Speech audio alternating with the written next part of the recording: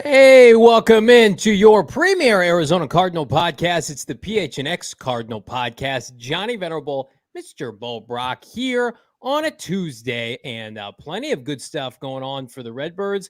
But Bo Brock, we're going to start with the ongoing saga that is this franchise and its star players. One in particular, that being Budda Baker, who, if you missed it, continues to vent his frustrations on social media. We're guessing, Bo, pertaining to the fact that the Cardinals do not want to hand out a bunch of extra guaranteed money to the all-pro safety. Yeah, you're exactly right, Johnny. On his Instagram stories today, Budda Baker posted this. As he continues to get all shreddo in the gym, he posted, "Budda, how you feeling?" Quote, "I feel like they don't respect me." Now, pretty cryptic, feeling very Chandler Jonesy with this social media post. We remember Chandler Jones leading up to him eventually leaving the Arizona Cardinals via free agency for a lucrative deal with the Las Vegas Raiders. This feels like it. But Budda Baker just kind of posting this on his stories. It continues to kind of this story that Budda Baker since February has been unhappy with this organization, the direction it's decided to go, maybe front office wise, maybe roster wise, coach wise, coaching staff wise, whatever it may be. Budda Baker is unhappy. And, the report was that he asked to be one of the highest paid safeties. Monty Ossenfort has declined, and Budda Baker continues to be under contract for 2 more years. He can be under contract for 1 more year because the team has an option after this season. It's going to be very interesting to see how the next couple months, though, play out when there's mandatory mini camp in June. And then, of course, training camp. Will there be a holdout, or will Budda Baker be a model employee and show up for work? I don't want to derail the conversation. Can we see that photo one more time, producer Leah? The shoeless, sockless, bare feet trend in the gym right now. And Budda, that's probably his home gym, but still, like, if I ever lift, it happens a little bit. I go down to the Maricopa Gold's gym, but like to be your bare feet around like heavy weights and machinery and that kind of thing is not appealing to me.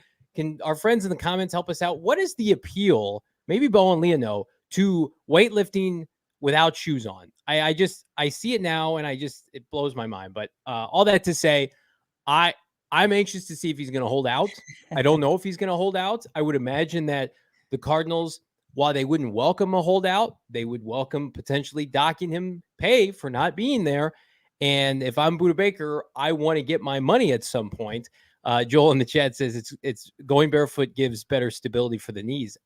Is that true? Then why do we wear shoes? Why can't we just walk around barefoot all the time? That's interesting. And legs overall. Okay. Interesting. I appreciate that. Let's see if anybody can double down on that notion. But to me, Budda Baker is, of course, the heartbeat of this franchise, this organization. Sure. And we're going to talk about a prominent NFL.com reporter saying, the Cardinals, what are you waiting for? Go and pay him.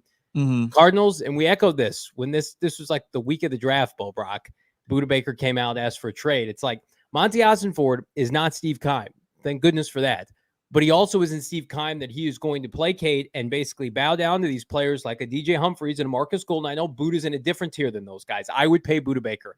But those guys came out and basically held out a training camp with faux injuries and then got paid and then proceeded to have, let's call them below average Marcus Golden looked like he was about shot last year.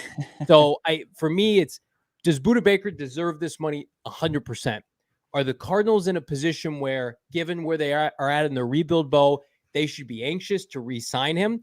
For Monty Ossenfort's position, probably not, especially when he hasn't even taken the field yet for his new head coach and Jonathan Gannon. Yeah, and Monty Ossenfort, first-year general manager, didn't have many luxuries taking this job, right? But one of them, one of the few that he does have is Budda Baker under contract potentially for 2 more years. So the fact that he's coming at him and wanting to kind of rip up the rest of that deal, become the once again the highest paid safety in the league, like he was a couple of years ago when he signed his extension. I just don't think business wise that makes sense. I think it makes sense for Monty Ossenfort to go with Budda Baker's contract as the status quo, and then revisit it after this season potentially. I mean, Budda Baker's 27 years old. That's not, as far as the NFL goes, that's not, he's in his prime, sure, but at the end of this deal, he's going to be 29. Do you want to add more future guaranteed dollars at the end of that deal? I just think that you're in a position right now as an organization to where you can move forward. And if he doesn't want to show up for work, it's going to impact him. It's not going to impact this roster that's in a full on rebuild. Yeah, they're not going to be placated into just making a move to make one.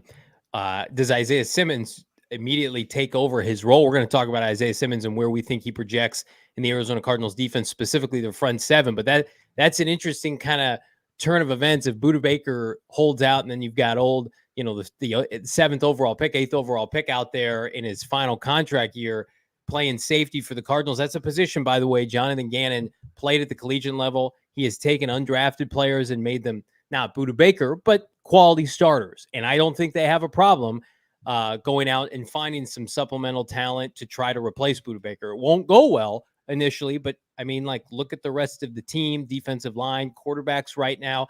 They're experimenting. And one thing I know they don't want to experiment with is a safety that at 27, a box safety that's got some great ball skills, but leaves a little bit to be desired from the interception mindset.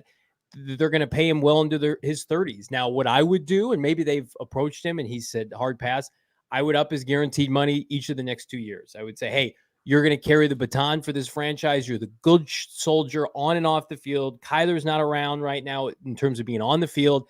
You're going to help us get the messaging out to a lot of our players. You've done everything right. We're going to reward you for that. I'm a little frustrated that hasn't been done, Bo Brock, because they've got 20 plus million. Just give them an extra 5 this year, extra 5 next year, and then say, hey, Budda, we could very well decline your option. You could go get a payday next off season, and maybe he'd want to do that. Maybe you could do a Humphreys move. I just don't think that you need to be when you have a large cap hit like DeAndre Hopkins that continues to loom around this organization. They weren't able to move him like they wanted to, or the reports were that they wanted to move DeAndre Hopkins, and of course you've got Kyler Murray, who's going to be making a ton of money after this season. You just can't start throwing out guaranteed money even beyond this season. I mean, if you can roll some extra cap dollars into 2024, why not do that? I mean, especially when you don't have to renegotiate or add anything to the contract. Budda Baker right now, he's 4th among safeties as far as highest base salary. You got Justin Simmons at the highest, Kevin Beard at 13.6, then Quandre Diggs, and then there's Budda Baker. But when Budda Baker signed his deal, he was the highest paid safety. There's 2 things that are true at the same time, right? Budda Baker is the heart and soul of this organization, but this organization is worse without Budda Baker going forward. Yes. But it doesn't mean that you have to make him the highest paid safety. It's just this organization under Monty Ossenfort, under Jonathan Gannon, they're showing you that they emphasize premium positions, and I don't think that they view the safety position, to your point about Jonathan Gannon being able to take guys who aren't, high draft picks or guys that aren't, paid a high dollar amount to come in via free agency. They're guys that he's been able to develop and turn into guys that like a Marcus Epps, who hit the free agent market from Philly this year and got paid by Vegas. Not like a whole lot of fanfare behind Epps going into even this season. So I just don't think that it makes any sense at all for the Arizona Cardinals to do that. And sure, I mean, it sucks that you're pissing off Budda Baker. It really does, because before this, even through all the turmoil last year, he was the guy that was the necessary face of the franchise. Because without Budda, Cardinals fans might have just cast this organization away far more earlier than they have or haven't, right? They might not have hung on. So it's tough, but at the same time, like the problems, the previous sins of Monty Ossenfort's predecessor and Jonathan Gannon's predecessor, Cliff Kingsbury and Steve Keim, they don't need to pay for those. It's just not. And you know, Keim, of course, I mean, he would have puffed his chest out and said, Budda Baker, probably my best draft pick of all time. Traded up in the second round. Man, look at him. You know, so many Pro Bowls, all pro selection. He's been unbelievable. It transcends the playing field. I'm going to make him the highest paid safety in the NFL. But Steve Keim was a bad GM. Yeah. Jose in the chat, is Budda more important to build the culture, or is his play more important? And I think they're equal. And that's probably my biggest argument to want to pay Budda Baker. And I get it. Like, you've got young, impressionable players coming into this locker room, and you want guys to be able to show them how it's done at the highest level. Cardinals don't have too many of those guys. I mean, Zach Ertz when he's healthy, James Conner when he's healthy. But on the defensive side, I mean, it's few and far between. Like, is it Kazir White that person on a minimal 2-year deal? It's not Isaiah Simmons. It's not Zaven Collins. It's not Marco Wilson. Like, you have one stalwart on defense that can point to everybody and say, hey, this is what it takes to be great. I know what it takes because I've done it. I'm a 5-time Pro Bowler. I'm a 2-time All-Pro. I have a low-key Hall of Fame trajectory. And I understand the position is not a premium position, but when you have an impressionable roster that you're going to flush in the best possible way with about 20-plus draft picks and how many undrafted free agents over these next 18 months, Bo Brock, I think you could do far worse than not having number 3 in your locker room. But what I will say is, number one, I know this definitively, they're not going to trade him. Right. I think in part because there's not a deal that makes sense for them, especially now they are loaded with draft capital next year. What are you going to get for Budda Baker? If somebody calls at the trade deadline and you're 0-7, 0-8, and somebody offers you a first-round pick, you have a conversation. I'm just playing hypotheticals. Yeah. But if somebody offers you, like what was being rumored by our buddy Albert Breer and company, like a 3rd-round pick, you have like 3 third-round picks next year. Yeah. You would rather just hang on to Budda Baker. And this team, I don't think is going to be hampered by a holdout. I think, again, the more likely scenario is he plays out this year with the team and they make a decision next offseason. Do they have an heir apparent? Do they not? Hopkins, I still believe, is way more likely to get traded than Budda Baker. I think Budda Baker, again, I don't think you can get as much because it's not a premium position.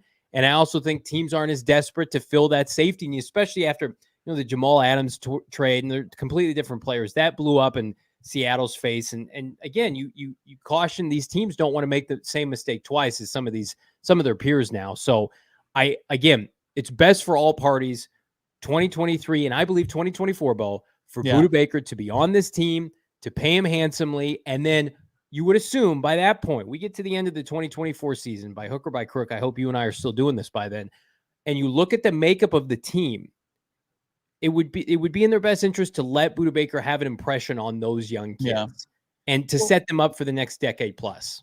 But now there's no absence as far as creating a culture from the coaching staff or the front office. That's the other argument. Before, I mean, if you're looking for somebody to create a culture, it's happening with Jonathan Gannon. And this is the one like misstep that I'm still kind of having a tough time wrapping my head around, is the timeline of this, that Budda never really embraced Jonathan Gannon. And I'm really curious about why, but also you have to keep in mind and not get caught up in the romanticism of players and who play this game, like, and play for teams that you follow and love. It's like, why did he not give Jonathan Gannon a fair shot? Or was he just like, this is a negotiation? It was like the Kyler thing last year. This negotiation started in February. It started then. It continues now. And it's not going to get any nicer, at least in the public forum, until Penn has put the paper on a new deal or they figure out some sort of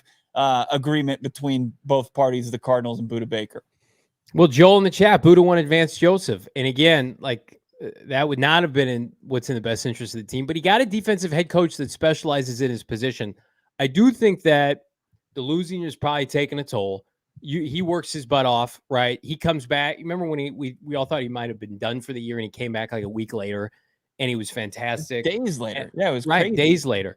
And like, didn't miss a beat, right? And it's like, okay, now you've got a coach that hopefully will get that out of the rest of the team, will emulate that mindset if you're Budda Baker. And I think that's exciting. I'll go on the record right now. I'll make a prediction. I think he does maybe a week or two holdout. I think he shows up. I'm not going to go on the record and say I think they're going to give him a new deal, but if they rework some of his money to allow him to hit free agency sooner and into next offseason, I have no problem with that. I'm firmly in the camp, that he plays this season for the Arizona Cardinals, 100%. But is it his swan song wearing, the Arizona Cardinals uniform? Is this the final year for Budda Baker? Do you think it's looking more and more like that? It really feels like what's transpiring now is just the groundwork for divorce between, what we thought was going to be a marriage that was going to last until the end, and that's really unfortunate. But at the same time, I'm gonna reiterate, like, this isn't Monty's fault. This isn't JG's fault. This is Steve Keim's fault. This is Cliff Kingsbury's fault. This is Michael Bidwill's fault, that they let things fester so bad that, you went from making the playoffs one year to this roster deteriorating so horribly for bad decisions and lack of accountability throughout that organization, and that it festered so poorly that now you're making tough decisions about a player that I don't think anybody would argue is a great player and makes your team better make sure it gets better on a daily basis. He brings it in practice. He brings it off the field. He brings it on the field. That you're basically running him out of town because you've got to make decisions that are in the best interest of the organization. If it makes, a public divorce between you and one of the faces of your franchise currently for the betterment of the future, that's tough. That's just a tough look. Some really good comments here. Trinell saying we got to let Monty set the precedent of we can't just allow players to demand contracts. And I think Ossenford isn't taking the road of we're just not going to pay Budda Baker. I think he's taking the road of, can we get on the practice field first? Can you play a quarter of the season under Jonathan Gannon? I don't think that Ossenford and Gannon have written in stone that Budda Baker will never be extended, but it is weird timing. It's very similar to, Kyler Murray came out with some weird timing after that playoff loss to the LA Rams and basically demanded a new contract like 3 weeks later. That was a little off.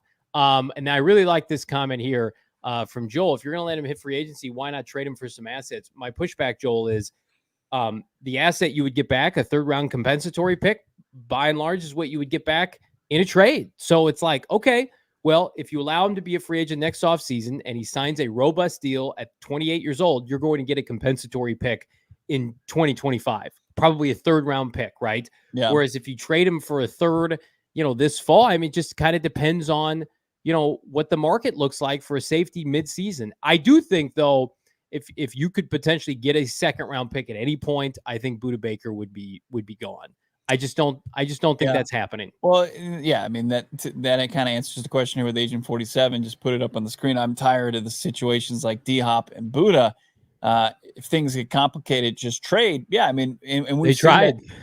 We've seen Monty Ossenfort. With the third overall pick, he held out until the bitter end, and he dug in, and he got the best deal he possibly could. If you look up, that trade so far. PFF just wrote about how Monty Ossenfort absolutely fleeced the Houston Texans for that third overall pick. It was unreal. He's not going to lose a trade. So far, he's got a high batting average. You can look at, trading up from 12 to 6 is maybe a net loss, but overall, I'm saying no to that. That was the right move because he kind of took the pulse of what was going on and realized if he wanted to get 1-1 as far as the top tackle in the draft, he had to trade back up into the top 10. So love it. Yeah, we're going to know a month from today will be the day after the Cardinals wrap up mandatory minicamp with their rookies and their veterans. So it's going on June 13th through 15th. We'll know a little bit more as far as the status between the Arizona Cardinals and Budda Baker. Carolina Crone, thank you so much for the $5 super chat. We appreciate it, my man. I ain't never heard of a set of analysts go so hard for unproven coaches. If we don't tie our record from last year, do better. I'm on y'all's ass. Listen, come at us for sure, man. I would just say they're in a little bit different situation than the coaching staff last year that had a roster that, I mean, had Kyler Murray, had DeAndre Hopkins, albeit they missed 6 games. It was very different expectations. I think we're going to talk about it. The expectations for this team are low, and Monty Osborne and Jonathan Gannon are playing with majority of not their players.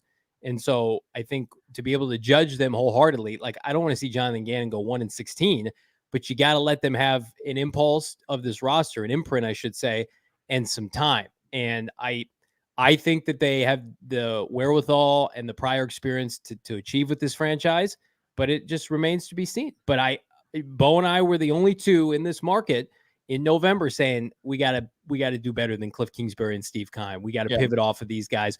But Steve Keim had 10 years. Cliff Kingsbury had 3.5 years. We had seen enough, right? So we got to give Gannon and Austin Ford the benefit of the doubt until otherwise. I mean, it's a necessary evil, and we're not, the analysis isn't like, hey, you become a better team by not paying Budda Baker. I mean, Budda Baker is an instrumental in any success they've had, but if you also look at it, Budda Baker himself can't do it himself. Yeah. I mean, this guy has been a part of one winning team his entire Arizona Cardinals career. One. Mm-hmm. So, does paying him all those dollars and paying from what he's done for the culture, has that translated in his career so far to wins? I mean, you got to look at it as far as what this team wants to achieve. They want to get a sustainable, consistent winner, and tying up future dollars in a 27-year-old safety at this point. I just don't know if that makes sense. Yeah. I'll tell you what does make sense, though. If you have not tried it yet, is dabbling with our friends. Do more than dab with our friends at BetMGM. Right now, BetMGM, call your shot. We've teamed up with BetMGM this season. We're going to be using BetMGM lines to make all of our picks, and we've got special offers each and every single week for our listeners. How about this? You a fan of bonus bets? Hello. How could you not be? Every Saturday and Wednesday, BetMGM, set your alarm, set your phone, smart device, whatever you want to do. Claim your bonus bet on the house. Fans will automatically receive a bonus bet upon logging into their account. The bet expires, I should tell you, after 72 hours, so do not wait. Bonus bets can be used on any sports wager that you want to do. We just wrapped up with our friends at BetMGM at the Great Lawn at State Farm Stadium, the Suns away watch parties. I wish we were watching them as the Western Conference Finals go on right now. We had those watch parties presented by Neutral. It was a banger of a time. Next year, hopefully, we will be back. We're going to be there this fall. Don't you worry about that. Shout out. The food is fantastic there. The apps are on point. Best nachos I've had in recent memory. Every Friday night, we've got first Friday of the month, May through August, is the Knockout Nights Cornhole League. You've got specials, giveaways, BetMGM prizes, live broadcasts, whatever you want to do it with our friends at BetMGM. If you haven't signed up already, use that bonus code PHNX. Now, there's a few different offers depending on where you live, but for our folks in Arizona, you're going to get up to $100 in bonus bets on your first wager with our friends at BetMGM. Again, make sure you use that bonus code PHNX and check out the show notes for more details. And then my good buddy Shane Diefenbach talk about it in the disclaimer. Disclaimer, 21 plus to wager. Visit BetMGM.com for terms and conditions. U.S. promotional offers not available in Washington, D.C., Mississippi, Nevada, New York, and Ontario. Gambling problem? Call 1-800-GAMBLER. Colorado, D.C., Illinois, Indiana, Louisiana, Maryland, Mississippi, New Jersey, Ohio, Pennsylvania, Tennessee, Virginia, West Virginia, Wyoming. Call 877-8-HOPE-NY or text HOPE-NY 467-369, New York. Call 1-800-NEXT-STEP, Arizona. 1-800-522-4700, Kansas, Nevada. 1-800-327-5050, Massachusetts. 1-800-BETS-OFF, Iowa. 1-800-270-7117 for confidential help, Michigan. BetMGM helps set up elite gambling experiences, elite game day experiences here with PHNX Cardinals. You're hanging out there all next fall. Can't wait for it. I saw 2 preseason games are out at the Cardinals Stadium. We'll see if we'll be out there. We don't know just yet, but Cardinals opening up against Sean Payton. Well, it's a revenge game for the Arizona Cardinals. Is it? In the fan base. But talking about elite experiences, you can also get one by dabbling with our friends over at OG's Brands. OG's, of course, Arizona's cannabis kitchen. It's creating experiences that are unlike anything you've ever had before. Well, you got the flavors. You can't go wrong with any of the flavors. You got to check out everything that they've got on their website, ogsbrands.com. You always know someone who could use some OG's. It's a great gift for anybody. Go check out their Aquaberry Sleep Edition. You have trouble getting to sleep, staying asleep, Aquaberry flavor. It's delicious, and it'll help get you to sleep and keep you asleep. Also, they've got the new strawberries and cream, which are on dispensary shelves right now. It's the Happy Balance gummy that they have. It's CBD to THC 1-to-1 ratio. Also, they've got these, they're starting to make these variety packs. You can't go wrong with our friends over at OG's. Check everything out, ogsbrands.com. You've got the mixed bags of fruits and creams. You got to be 21 years or older to enjoy. And also make sure you're following on all your socials for all the updates, giveaways, things that they might have going on with OG's, everybody's favorite Arizona cannabis kitchen. Pour one out for the dream of Hakeem Butler signing a contract with the Arizona Cardinals. The XFL Media Relations just released 7 players of going from the XFL to the NFL. Hakeem Butler is one of them, going to Pittsburgh, play with small baby hands, Kenny Pickett. So good luck to ex-Cardinal 4th rounder Hakeem Butler. Is he a wide receiver again, or is he tight? He's a wide end. Okay. He did. He dabbled as a tight end, but good on Hakeem. Proven a lot of us draft analysts right. Just took about half a decade longer than we would like. A team? We'll see. I think he'll stick around.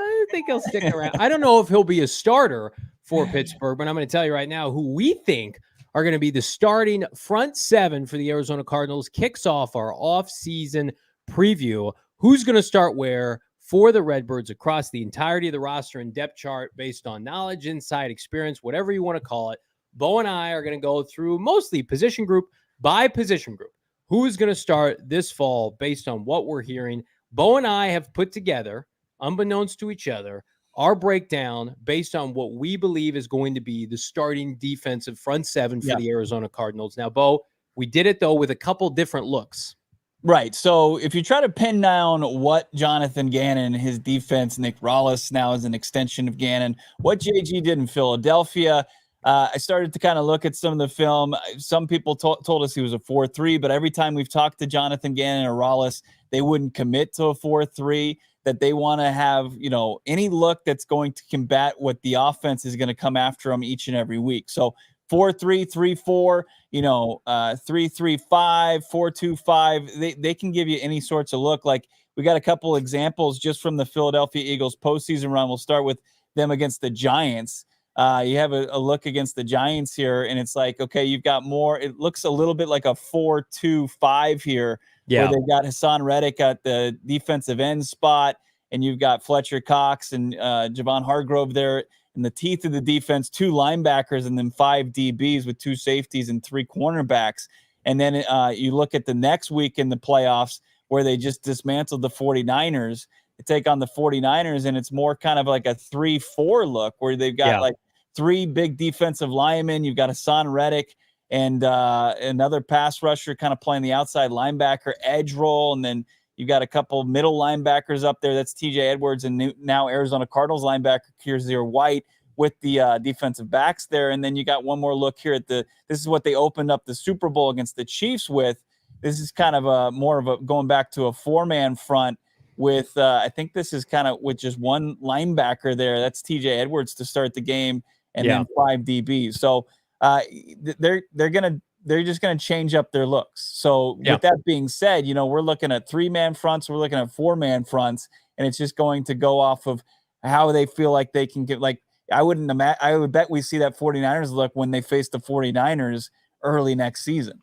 I think they're going to play to their personnel too. I mean, we'd be remiss if we didn't say, hey, Philadelphia's front 7, much better than the Cardinals. Their defensive tackles, much superior. So I think they'll go in certain instances a little bit lighter with their front 7, depending on the team. Are they run heavy? And also, I think the Cardinals have much better edge rushers and linebackers than they do defensive tackles. I think the defensive line, in terms of the DTs, the 3 and 5 techniques, not only are the worst on the team, it's one of the worst position groups in the NFL.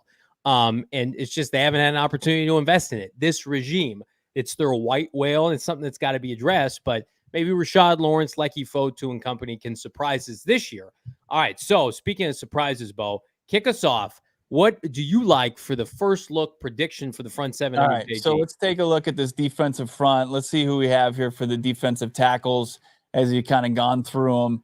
There's Lecky Fotu, probably a guy fighting for his roster spot this year going into year 4. 100%. Got Carlos Watkins, who they added via free agency. Rashard Lawrence, also same draft class as Fotu. Dante Stills and Jacob Slade. They were both, Stills was their final draft pick this year, and Slade was a guy that they gave $200,000 as far as the undrafted free agents out of Michigan State. If I'm going tackle, I think when you look at the nose tackle look, like maybe for the 3-4, I think Watkins can hold that down, and Rashard Lawrence could even play defensive end in that look. And then you look at the defensive. Do you have any disagreement with that? No, I think Rashard Lawrence, of like the young defensive lineman for Arizona, is the most talented. He just hasn't been able to stay healthy. Fotu is a backup. I'm adamant about that. And I think you're right. I think there's a possibility Lucky Fotu's maybe not on this roster if they claim a defensive tackle. I think the Cardinals are going to claim defensive linemen when people start getting cut, right? I think they're third in the waiver wire priority through I think the first 2 to 3 weeks of the season. So Lucky Fotu, newsflash, not going to be in any of my starting lineups on their front 7. Watkins, to me, if you can call it this, like, was one of their quote unquote big ticket free agents in terms of like, hey, this is somebody we know that started before. He's a placeholder. Stills is a 7th round pick, and then Slade is a Jag right now, just a guy. So I would say your rankings are correct. Rashard Lawrence, Carlos Watkins, pretty interchangeable for me. But man, they need some help here. I think those 3 names at the bottom, I don't think they're all going to be cut, but like those are interchangeable names. I especially for this group, it's just like they could remake this in a 10-day period when guys start getting cut from other teams. Yeah, and when they have kind of that 3-4 look, like maybe Stills could play like 3-4 defensive end. Let's take a look at the defensive ends here. So this is interesting. This is where you start to bring in like consideration. Zaven Collins, he was working out with the pass rushers at minicamp for 2 consecutive days. And then you've got, you got the bigs, and then you got kind of the outside linebacker edge rushers here. So it's a mix, right? I mean, you've got Zaven, you've got Cameron Thomas, Majay Sanders can certainly be part of this group. And then BJ Ojulari, the second round pick for the Cardinals. But then you got the big boys like Kevin Strong, LJ Collier, and Ben Stilley. So you've got some guys to play around with here to add some beef when you're maybe in a smaller defensive front, or if you've got just 2 guys up there at the teeth of the defense. So these are the couple guys here. Who do you like out of this for maybe a 3-4 defensive end? 3-4 defensive end. I knew it's kind of a preview of my starting defense here. I think Cameron Thomas is going to play 3-4 defensive end. I think it's going to be out of necessity. I think you're more likely to see in a 3-4 with 2 stand-up outside backers, Majay Sanders, BJ Ojulari. I think they project better. Now, if you're running a base 4-3 front, Zaven Collins, Cameron Thomas, those are the guys. Ledbetter fits that build. LJ Collier, who was a huge bust in Seattle, fits that build. Cameron Thomas, though, like, I don't think his best position is to stand up outside linebacker. I think it's some people are comparing it. Well, could he be a Zach Allen? I think he's more explosive than Zach was early in his career. But I also think like the interchangeable fronts, we're going to have a big impact on both Zaven and Cameron. Whereas like, I don't think BJ Ojulari should leave the field once he gets settled. Is like, I could see Cameron and Zaven being pulled off depending on what's going on with the back 7 and can they play in space and that kind of thing. But I think out of pure necessity, Cameron Thomas has to play defensive end. Yeah, I think that you're going to see. I agree with you on Cameron Thomas and then BJ Ojulari, who we've been high on since they drafted him at LSU. That those are the 2 maybe potential young bucks who can get a lot of run in this new defensive look. Now it starts to get interesting. You start to look at maybe like some of the edge rushers who would be in the mix for edge, and you notice we had Zaven there. For edges, we've got BJ back in there, Cameron Thomas there, Majay Sanders, who's more like pin your ears back, get after the quarterback type edge. What can he do in the run game? Probably not as much as his draft mate Cameron Thomas last year, and I think that's where Thomas gets the edge. And then it's like Dennis Gardeck, Dumakeji, Luketa, and then you throw in Simmons maybe in some subs, but I don't think I'd ever consider Simmons as a starting edge. No, maybe specialty package. Simmons, as you're going to find out here as we go through these scenarios, it's like they're going to have to work to find him a spot unless Gannon has a specific role in mind. Contrary to what he said, I don't think they do yet. But it's about those top 3 guys. I think all 3 of those guys are going to get opportunities. I think those three right now are your most talented group. And I would put Zaven Collins in there. Like, I think if Zaven Collins is getting the opportunities to rush the passer, if he's doing the dirty work, Bo, on first and second down as a defensive end in certain fronts, like, I think he'll have his chances. So I would also put Zaven Collins in this group. I'm going to tell you right now, I was high on Victor Dumakaji last preseason. How could you not be? Disappeared during the regular season. Jesse Luketa was a rookie. Do they keep him around? Those are guys that are going to have to excel on special teams. But then the one kind of glaring bugaboo here is Dennis Gardeck with a robust salary. You talk about this team trying to cut salary anywhere they can. That was one of the most egregious contracts. And I like Dennis Gardeck as a person. I think he's a great story and great human being. But to pay Dennis Gardeck what they're paying, and they could easily move off of him, I think they're going to go through, and this is just my prediction here, a couple days in training camp, the pads are going to be on, the specimens are going to be out. And it's like, hey, Dennis, like, I don't think there's a place for you, a part of this team on this roster with the amount of money that you're making. If this was Dennis Gardeck making, the vet minimum or undrafted money where we could put you on special teams and you can fly around, sub packages, they paid him starting money. It's probably one of the worst contracts Keim had given out over the last 18 months. No one talks about. And you're not going to have Dennis Gardeck's not going to play over these young kids who are better rushing the passer just because he makes more money. A quick fix is you snip him and you let him go somewhere else, unfortunately. And you say, what about the special teams part of that? Like, they brought in, a bunch of guys that have excelled on special teams, whether it's Chris Boyd or Josh Woods. Woods is part of this linebacking crew. One last glimpse here. We've got the linebacker options, and man, is it deep, and is it a complete overhaul, really position group, like complete overhaul from last year where you had guys like Ben Neiman and Nick Vigil and Tanner Vallejo.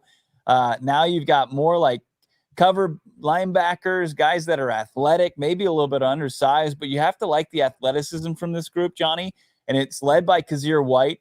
I'd be curious to see if Gannon and Rollis want to keep Kazir White on the field more often than he did in Philly, because the main linebacker, the Mike linebacker, that Eagles defense is now playing for the Bears, and TJ Edwards.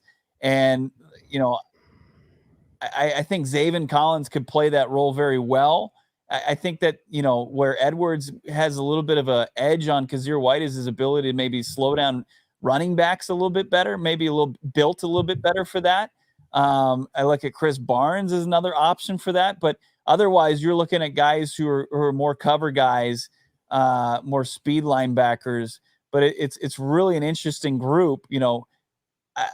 I'll say this, like, I had a tough time, like, when I looked at Isaiah Simmons and I comped him versus Kazir White, like, Isaiah Simmons, could they become just infatuated by the athleticism like people often do? And could he work his way into starting for this team at Jack linebacker? It's definitely a possibility. It's kind of the way I trended with my predictions. Real quick on Dennis Gardeck, if they were to cut him, he's got a $4.8 million salary. They save over $3 million if they cut Dennis Gardeck post June 1st. So it's dollars and cents. But in terms of the linebacking core, I mean, Kazir White is the only sure thing. I think Simmons is going to play a little bit.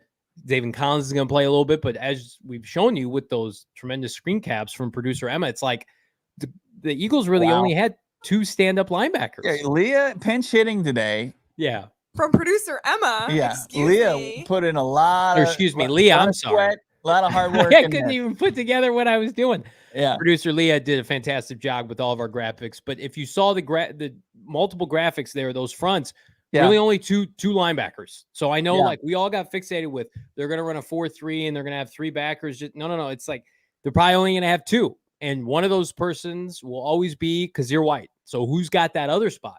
Is it Owen Pompey from Auburn, the sixth rounder? Papo? I can't even get his name right. We got some time before the season. I think he's got an opportunity, maybe not in year one, but that's the problem that we're finding with these tweener linebacker, safety, edge rushers that Keim was fixated on in Zaven and Isaiah.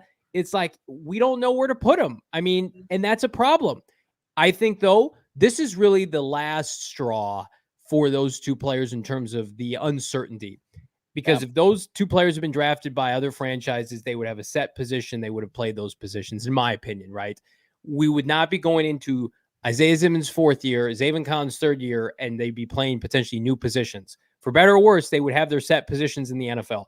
I think by the time the season starts, like they're going to have their new positions. Whether or not they're good at them, I have no idea. I'm hopeful, but I feel like we're at the point now where it's just like, are we going to have these conversations next year, or are we just going to have guys that play their natural positions a part of this team? Certainly, if you're talking about Isaiah Simmons, I'm gonna say probably. But here's the thing. I think that Cardinals fans can maybe breathe a mini sigh of relief. I mean, these aren't world beaters by any means, but these are guys that have played snaps at the NFL level and had a little bit of success. And it's not the Vallejos, it's not the Vigils, it's not the Niemans of the world. They're guys that if they can't grasp the new system, if Zaven and Isaiah Simmons can't take advantage of this final opportunity potentially, they've got guys to do it. All right, yeah. Without any further, I guess, breakdown of this, let's get into mine. I'm looking at this first look. Just bring up any of them, Leah. Let's see. We've got my front 6, where this is more of a defensive end look. I've got BJ Ojulari on the defensive end, and they don't play like strong side or weak side or anything as far as Gannon's defense. It's kind of like left or right. So it's like BJ Ojulari, Cameron Thomas is your defensive ends. I've got Rashard Lawrence here at defensive tackle, Carlos Watkins at the other defensive tackle spot, and then White and Zaven Collins. I got Collins as your Mike in this linebacker setup. Let's take a look at my front 6. I'm going to tell you right now, very similar, but a slight change to mine. I think Kazir White, Rashad Lawrence, BJ Carlos Ojulari, Watkins. You got him benched? First, hang on a second. I gotta have if they're running a 4-2 front, who's the best defensive end that can play the run right now? I think it's Zaven Collins. I think Cameron Thomas on the other side gives you a little bit of a pass rush upgrade. But in terms of, okay, this is the heavy run defense look. In my opinion, Zaven Collins has got to play edge rusher.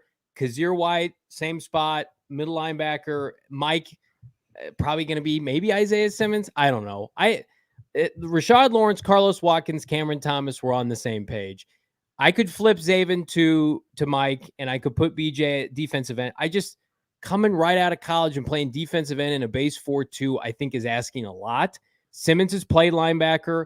I don't want to see Isaiah Simmons play safety. I just don't. I would rather him sink or swim with linebacker. I love it. Agent 47 already saying you're a hater. For Simmons, who you put in the lineup, basically, you took BJ Ojulari out of the lineup essentially to put Simmons at the That doesn't spot. mean it's going to change. We talked about it. I mean, that's first down, right? Yeah. If we enter the season right now, that's first down. Right. That's your base. Third down is going to be different. Yeah. It's gonna be all a right. little different. Let's look at our 3-4 kind of look here.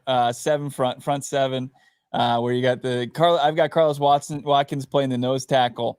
Kevin Strong, more of a beefier defensive end, and then Rashard Lawrence playing the defensive end, where BJ Ojulari and Cameron Thomas pop back to kind of the outside linebacker edge role.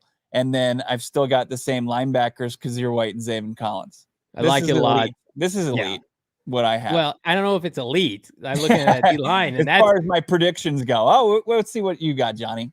Mine is very similar. All that changed, I think, for me was I had Cameron Thomas starting on the defensive line. You did not. Who did Bo have on as his left defensive end? I had the big guys. I had Lawrence and I had Kevin Strong. They're more kind of like they can play inside a lot. Yep. That's interchangeable. I just want Cameron Thomas on the field. I think he flashed last year. We have the same linebacking core. This is my pass rush look right now. I thought Myjai Sanders, BJ Ojulari as stand-up edge rushers, chef's kiss. Very good thing. And then I like Zaven Collins and Kazir White dropping back and having an ability to play the run, but also the pass. The defensive line, I mean, let's be real here. All that really matters is where the high draft picks playing. Are they getting enough time? Are you putting them in a position to succeed? Can Rashad Lawrence stay healthy? But again, they've got enough pieces here to make things interesting. They're not lacking talent at edge rusher and linebacker. And I think that's where a lot of the national pundits, the talking heads will be like, Cardinals front 7's terrible. I disagree. It's just unproven, right? I would be shocked. But you are going from the penthouse to the outhouse as far as the defensive line. I mean, because when I was looking at Gannon's Philly defensive, don't do that to yourself. I mean, You had Hargrove, you had Fletcher Cox, you had Ndamukong Suh. I mean, it was just a elite group of players. And then you're like Carlos Watkins, Rashard Lawrence, Lecky Fotu. I think that that's going to be interchangeable. Yeah. With some defensive linemen. They got to know, right? It's like the quarterback situation. Like, come on, guys. You got to know this ain't it, right? The defensive line got ranked by Mike Clay at ESPN as the worst defensive line unit in the NFL, and I don't think it's particularly close. Right. But what this draft, we talked about it in nauseam.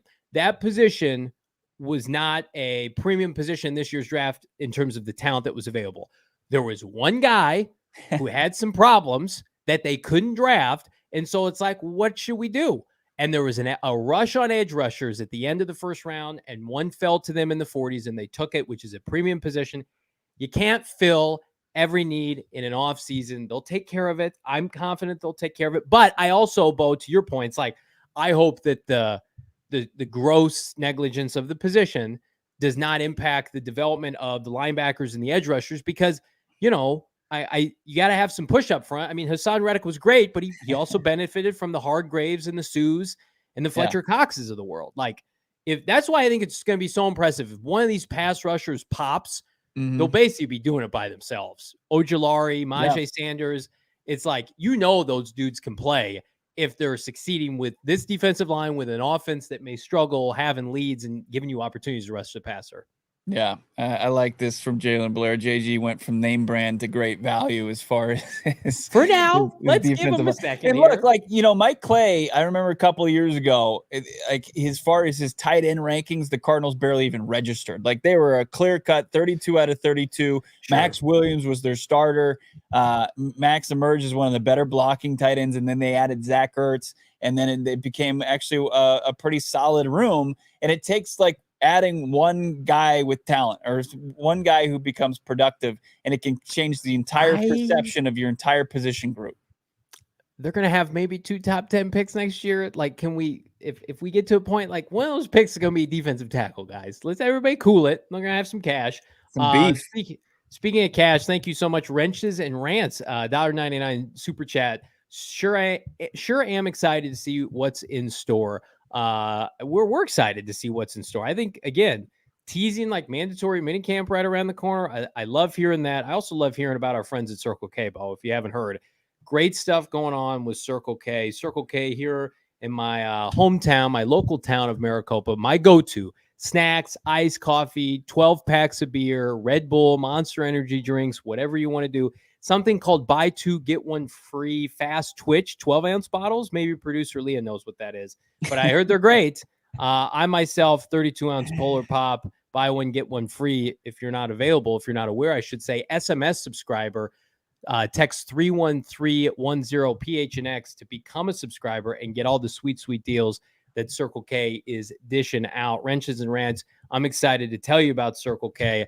PHNX, again, is the lingo to text. 31310 for the buy 1, get 1 free Polar Pops. It's getting hot here in Arizona, the Valley, and it's I think it's close to triple digits today. So you got to stay hydrated. Stay hydrated with our friends at Circle K. Head to circlek.com/store-locator to find the Circle K nearest to you, Bo. I don't think I'm revealing anything like too private or sensitive, but like Leah pinch hitting today because Emma is moving, and I bet she's sitting there at her new place. Congratulations, you get the keys. She wished she had that white glove, more furniture. She's got us on the TV. Yeah, she's got us on the TV probably, but she's longing for that white glove delivery for every piece of furniture that she has. You can only get it at More Furniture. Morefurniture.com. They're even gearing up for saving up to 50% off on their Memorial Day sale. It's coming up at the end of the month.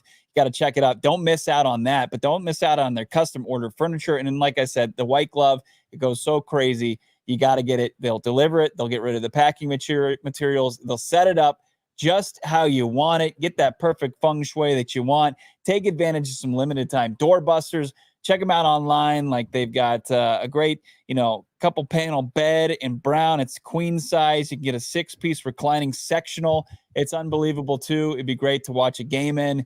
all the great furniture we have at the studio, provided by our friends over at More Furniture. Check out where you can save money on the best furniture in the Valley, morefurniture.com. Juwan Booker, thank you so much. $1.99 super chat. Can't wait for the future of this team. Looks good. Absolutely. Yeah. I again, it's like, I'm going to tell you the hard part's not over yet, as we were going to talk about here. NFL.com thinks there's some tough times ahead, but they got all this draft capital. And they nailed the ace of the draft this year, and it's a star-studded draft next year. We're going to be covering it in its entirety throughout the fall into draft season. But before we can do that, Mr. Bobrock, we got to take on 2023, which you and I are expecting this team to overachieve to some degree. Not our guy at NFL.com, Greg Rosenthal. So I'm going to read you some of the snippets. He basically did like Greg did around the NFC West. And I just read the Cardinal part because I don't care about those other teams right now. And it was basically like for every compliment he gave the Cardinals, he'd say 2 negative things, right? And I get it. It's easy to pile on this team right now. But here are a couple exploits from the article. You tell me what sticks out to you. So number one, like many of us, Greg said, I can't believe Colt McCoy is going to be the week 1 starter. He mentions then Teddy Bridgewater as a potential option, again, with no ties or anything, just kind of speculating. Yeah. Then he feeds into the narrative that the Cards could hold out Kyler all season.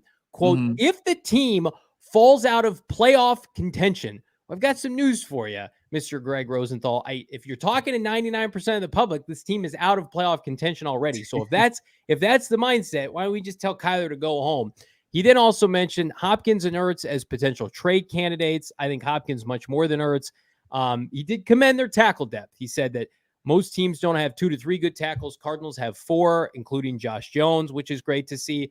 But then he was pretty adamant this should be Isaiah Simmons' last season with the Cardinals, and followed up with all 3 of their levels on defense look below average. So he was just being honest, old Greg Rosenthal, NFL.com. Anything that sticks out to you is maybe true or kind of feeding the false narratives? I think there's a good mix of it. Obviously, I think there's some stuff that's unavoidable as far as what's going to happen as far as this team, where it's going to find itself quickly in the season, looking at its schedule, looking at its roster. But as far as like the Kyler stuff, like I just don't envision a 2023 where Kyler Murray isn't back in the lineup, gearing up for another, a huge offseason and a better 2024, right? Yeah. Where they're going to have a better roster. He's going to be healthier, but he's got to get his reps in with this offense, with Drew Petzing's new offense. I don't see any benefit of him staying out of this, especially where he makes a point of their offensive line's actually in decent shape. So, I just don't see that happening. And then, the Colt McCoy thing. And as we started kind of looking and predicting at who's going to start for this team now, we'll get to that later in the week. But, Colt McCoy, I don't think it's a slam dunk that he's starting this team at quarterback week 1. Now, I mean, I think that he makes the most sense at this point, right? Because, veteran, a ton of years under his belt. He's able to grasp, I'm sure, Petzing offense in as much time as you need. 3-3 is this Cardinals team starter the last 2 seasons. So I would give him the edge over David Blau, but I'm not going to Sharpie him in as the week 1 starter for this team. Yeah, and again, like we know what Colt McCoy is and isn't. And right now he's banged up. Is he even throwing yet at this point? He's doing some, broadcasting in the spring, which he's free to do. But it's just like, wouldn't you rather, if you're Gannon and company, like go with a quarterback that gives you some upside with some mobility? I mean, they had Jacoby Brissett in Cleveland last year.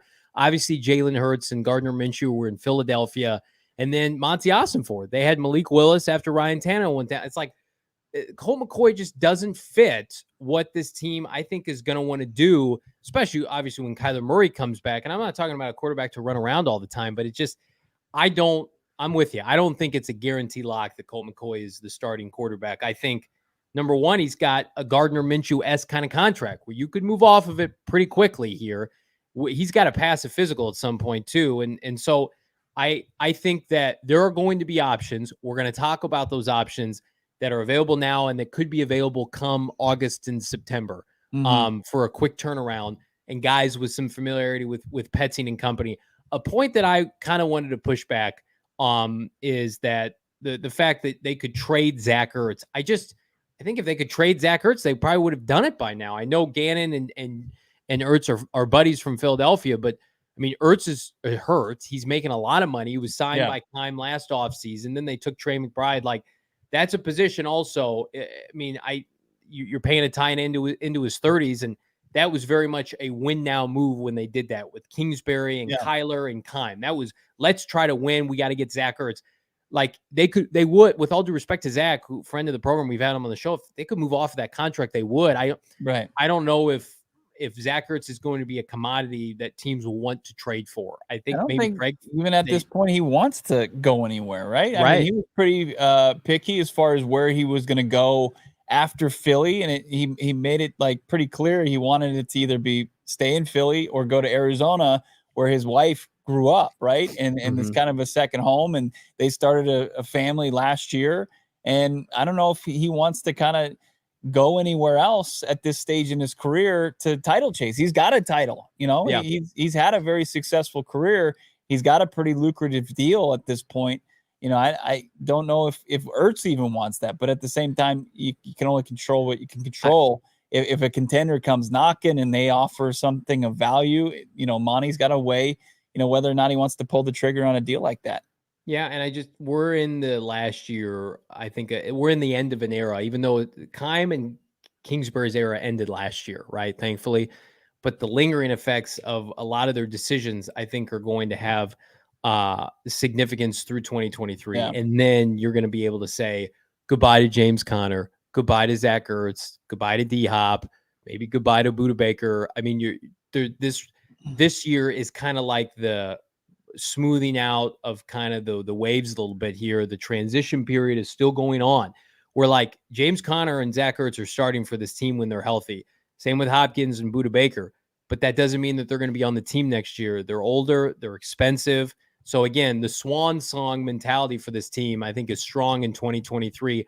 I want to pivot, Bo, quickly from that to something you sent me this afternoon that I couldn't believe, yet at the same time is very believable. Yeah, I mean, it's talk about something that you're still feeling the effects of, poor performance last year. Kyler Murray had, I don't think anybody will doubt that he had his worst professional season of his career, right? And he was dealing with, no D-Hop for 6 games, and Cliff Kingsbury not exactly playing the game of chess and making adjustments offensively for this team schematically. Kyler Murray had a rough season, whatever it might be, to his standards, which were very high, 2-time Pro Bowler and Offensive Rookie of the Year. You thought it, obviously you want him to have a bounce back, but you didn't know that the perception was this bad, because Pro Football Focus Fantasy put this little start bench cut graphic up. It had Justin Fields, Daniel Jones, and Kyler Murray. The replies are more horrific than just the company that Kyler Murray's keeping here.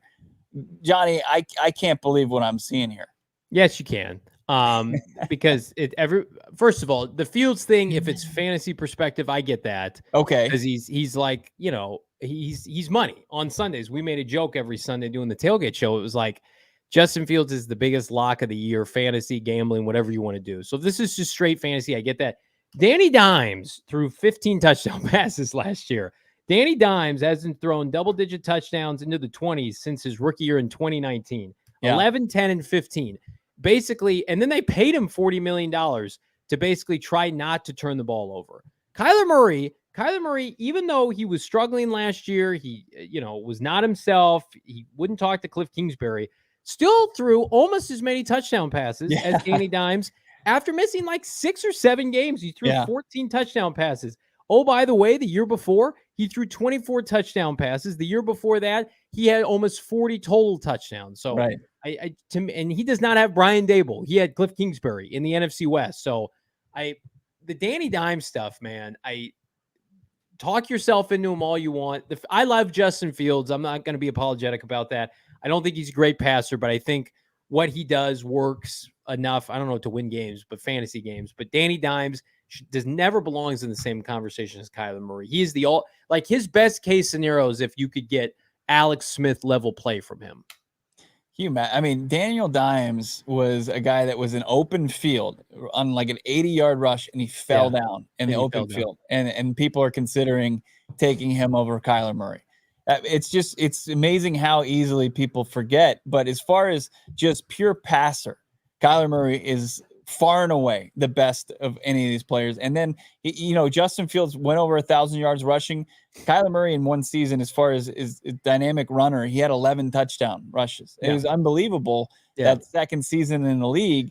You hope that you don't have to rely on him too much in the red zone to use his legs, but people, they have amnesia at this point as far as Kyler Murray being a good player. You want to see something frightening, you just jump into the replies of that post and you see people just saying easy cut and Kyler Murray. And I was flabbergasted. Well, Kyler Murray at his best, he's an MVP candidate. We've seen that. Like Danny Dimes at his best is like he can be a game manager quarterback to get you to the playoffs. I don't think we've seen Justin Fields' best yet. The Baker Mayfield with the Browns when they had that 11-win season. It's like they scaled his role back significantly and it benefited the team. Like him throwing less and handing the football off to their talented running backs. That was their best offense. That's not the case with Kyler Murray. Like your offense is going to thrive because of Kyler Murray, and it's in Daniel Jones. That's not the case at all. You're not thriving because of Danny Dimes. You're not maybe the case with Justin Fields, but it's not throwing the football. I think that especially when it comes, playoff time potentially, if the Bears ever get there, like he's going to have to show the ability to beat you with his arm because you can combat that and take it away. His leg. I think of those three teams, the team that is stuck is the New York Giants because they felt like they had to make that move. They're in quarterback purgatory.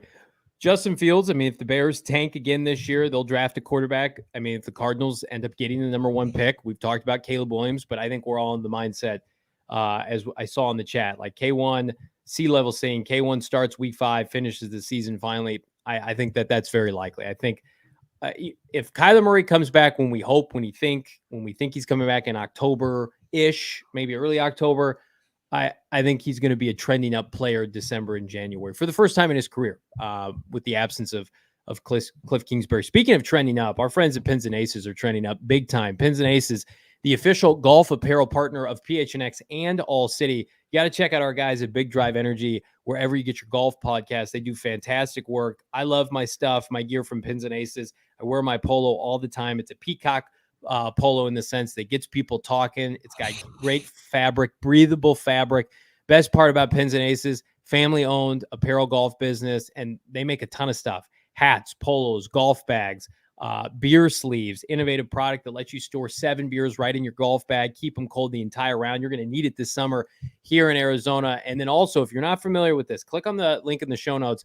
Sign up for the Keeping It 100 golf tournament with our friends at Dobson Ranch going down on May 26th. Pins and Aces is going to be there. They're going to have prizes, giveaways, tons of good stuff. Again, check it out, pinsandaces.com. And right now, PHNX is going to give you 15% off your first order with free shipping. Again, they got inventory coming in and out because their stuff's so popular. We want to give you free shipping, 15% off. Use that promo code PHNX at pinsandaces.com, Bo. Violence. That's what whoever put together that graphic for Pro Football Focus was feeling when he woke up this morning. He just wanted to get a reaction, and mostly from Kyler fans.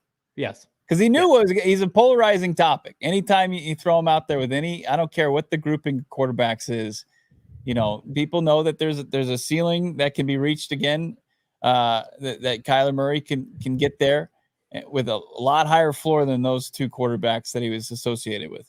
Are we ever going to get to a point where Kyler is back fully entrenched as a top 5 to 7 quarterback and the national media accepts it? They say his contract was well-deserving. It's maybe a steal at that point based on what he's being paid. Do you think we'll ever get back to that? There's a lot of work to be done, right? Mm-hmm. From the player and from his coaching staff to put him in a position to be successful. But as far as just skills and tools, he's got all of them. Mm-hmm. I think that does that future, does that exist? It's tough to say right now on May 16th, him coming off an ACL tear, but I think that there is potential for that. Like, I want to live in that utopian future where everybody believes in Kyler Murray again. I do too. I think finish strong this year, whatever it looks like, and then run it back next year with some new players, maybe, Marvin Harrison Jr. Be pretty fun to see. You know what else is fun to see? Our talented work from our many writers, beat reporters at gophnx.com. Become a diehard. Use that promo code Howard, HOWARD, when you check out our guy Howard Balzer. Pick up a free hat and or t-shirt at the PHNX merchandise locker. So much good gear available right now. You could have a free piece of gear on us. All you got to do is become a diehard, and there's so many benefits. Check it out. Check out Bo and I every day on the PHNX Cardinals podcast. Subscribe to our podcast, by the way. We drop some audio-only podcasts from time to time, exclusive info you can't get anywhere else, Bo, as we gear up for another installment of Predict Depth Chart for this offseason. Are we going defensive secondary, or you want to switch to the offensive side? I'm going to do some offense. I'm going to do some offense. Okay, we'll get to the offensive side. O-line or skill players? Let's do some O-line. Let's stick with the big heavies. All right, we're going some hogs. We're going to go with the offensive line tomorrow. We'll predict what that looks like. In the meantime, as Johnny said, subscribe wherever you find podcasts. Like this video. It helps us out. And we'll talk to you tomorrow.